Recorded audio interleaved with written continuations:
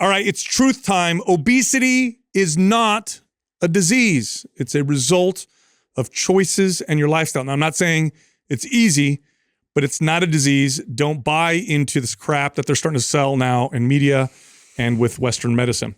So there was this. Is that making its rounds again? Yeah, that disease. They've been diagnosis? They've been trying to push that narrative for a long time, and there was this. I don't know. It's like documentary style episode on CBS where this doctor was being interviewed, and they were talking about how obesity is a disease. Number one cause of obesity is genetics. That means if you are born to parents that have obesity, you have a 50 to 85% likelihood of having the disease yourself. I want to be very clear with first off, why I think they're pushing this so hard. Western medicine is imperfect, just like all forms of medicines. There's things that they do very well. There's things that they do very poorly. One of the things that Western medicine does poorly is treat chronic diseases or chronic issues or challenges.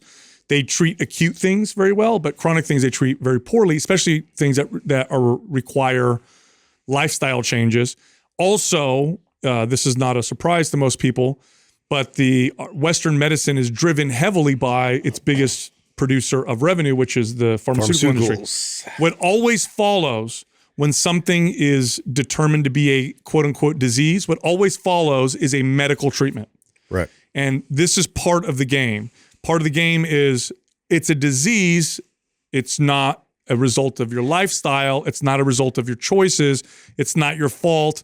But don't worry, we have the drug. We have the drug. Isn't there some new drugs coming out? Yes. Yeah. Yes. Okay. There are drugs now that are out and now new ones that are coming out sense. that actually effectively cause people to lose weight, mainly through appetite. But well, actually, that's really the issue is through appetite suppression.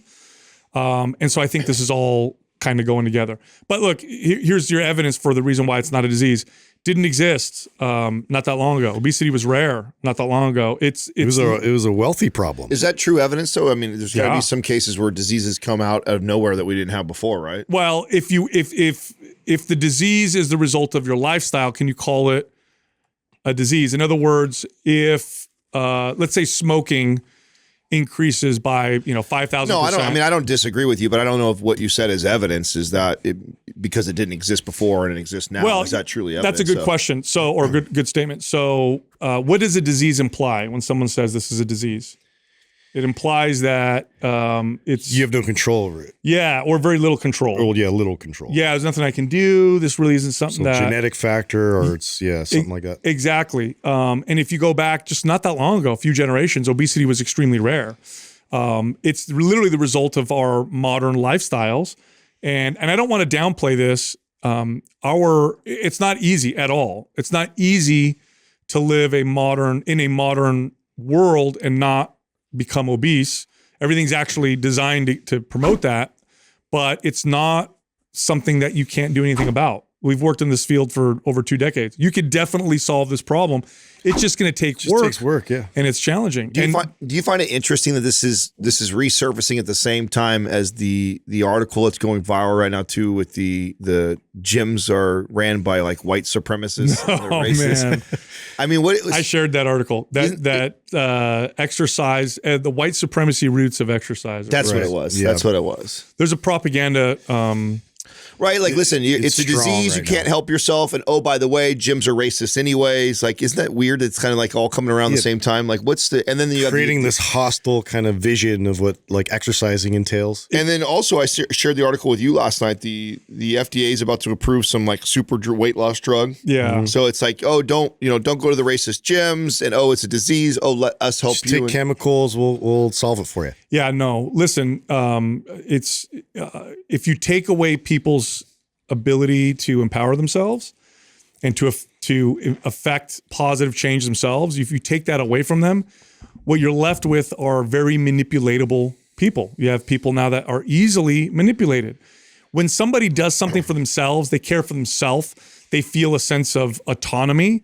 It's really it's harder, I should say, to manipulate them and to make them scared. And the attack on fitness is all part of this thing that's happening, that seems to be happening right now. And they're going to attack fitness. I'm glad we had the podcast because it's all recorded. I called this out. I've actually predicted this as I started seeing these articles start to surface, that they're going to demonize fitness. They're going to demonize improving your health. They're going to call it fat phobic. If you want to lose weight, that's hating your body. It's self-hate, and it's hating yourself. And I understand that you can hate yourself in a way that will make you try to lose weight. And we've talked about that a million times. But that trying to pursue a healthier lifestyle is not a fat phobic, self-hating thing. It's a self-care thing. Racist origins of you know what's funny about this? You want to know? I'll use this is gonna be real controversial. I don't give a shit. If you want to talk about roots that are racist or roots that are whatever, why don't they attack Planned Parenthood, whose founder literally was somebody that promoted what's the term? Eugenics. Eugenics, yeah, eugenicists. This is her quotes. Her quote. Why don't they attack that? Because it's not, their propaganda has nothing to do with that right now. Right now, it's about attacking fitness. And so, is there truth to racist root? First of all, no. Maybe in some cases, but that's not what fitness is all about at all. It's ridiculous to me. Yeah. So I think it's silly. But yeah, obesity is not a disease. Stop calling it a disease. You have so much control over obesity for yourself. In very, very rare cases, is it something that you literally have no control over, but you have so much control over. That doesn't mean it's easy.